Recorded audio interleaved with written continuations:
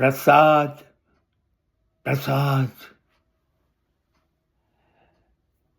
ધર્મગુરુઓ અને ધર્મશાસ્ત્રોએ ધર્મના નામે આપણને શીખવાડ્યું, ઈશ્વરને ધરાયા વગર પાણી નહીં પીવાનું, ચા નહીં, ખોરાક નહીં, કશું ન કરાય.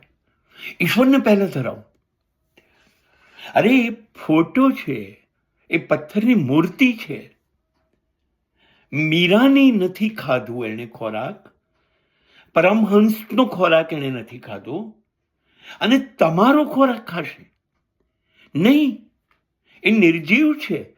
એમાં તમે એક ભાવ નિરૂપણ કર્યો છે કે તું પૃથ્વીને રચનાર છે. આ પૃથ્વી તે બનાવી, અનાજ તે બનાવ્યું, પાણી તે બનાવ્યું, બધું જ તે બનાવ્યું, તો તારું છે. એ તે મને આપ્યું મારું જીવન ટકે માટે.